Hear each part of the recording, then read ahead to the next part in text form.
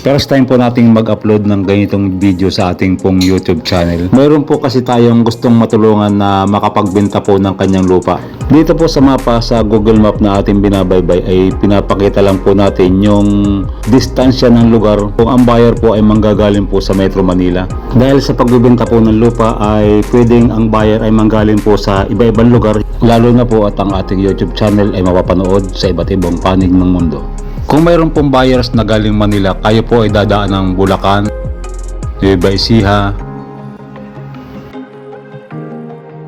Madadaanan nyo rin po ang Nueva Vizcaya at ang Isabela. At pagpasok nyo po sa probinsya ng Mountain Province, ay mabibighani agad kayo sa ganda ng tanawin sa bayan ng Paraceles.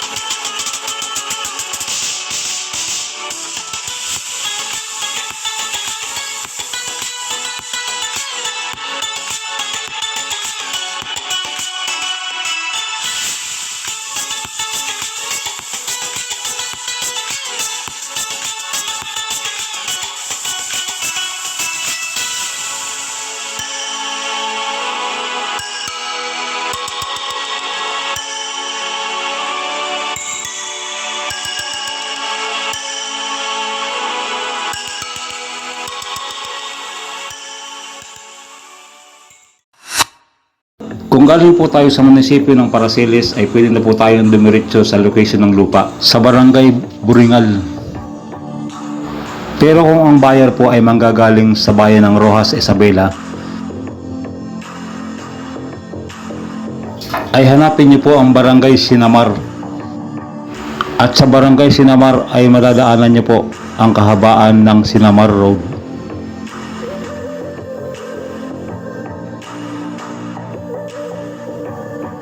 Dire-diretsuhin nyo lang po ang kahabaan ng Sinamar Road at makakarating po kayo papunta po sa location area. Yan.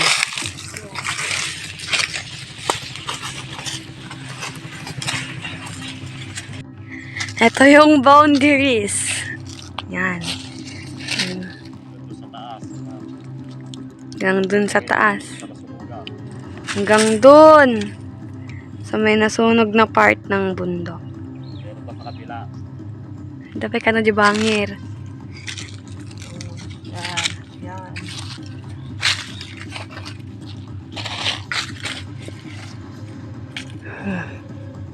Sa Pijay.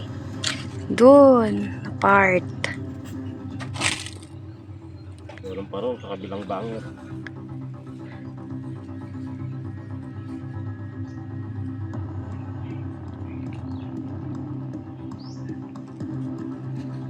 Kaya diyan. Yay. Basta. Tapos yun pa, na part. I-stop ko na. Ito pa. Hanggang dun sa may puno ng niyog na maliit. Hindi siya visible dito kasi masyadong malayo. It means malawak siya. Yan.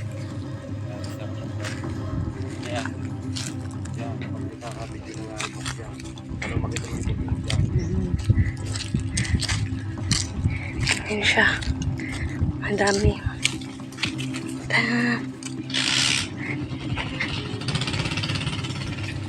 Kutin sa laod ng yun. Pagpating ka natin nala, Ijay. Hanggang Ijay pa. Hanggang doon. May poste ng kuryente doon. May poste rin ng kuryente doon and doon siya mag-i-end. Hindi siya visible kasi malayo. And sabihin talaga, malawak yan siya. Diba? Diyan. Ito. Malapit na tayo sa may puno ng niyog. So, ang boundaries. Yun ang boundaries. Tapos ituloy mo ipakas jay. Ayun, jay. Diyan. Tan. Pati yun, sa may ano ha. Yun. Ito, kasama pa to hanggang dyan. Hanggang dun sa dulo ng ano. Pataas pa yan pag ganon. Yan.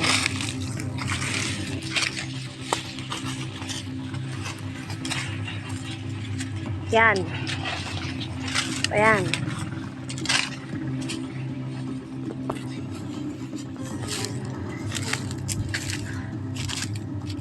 Doon, hanggang doon. Doon. Mula dito. Diyan. Ito.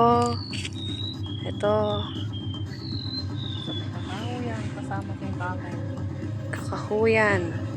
Sa kakahuyan. Yan.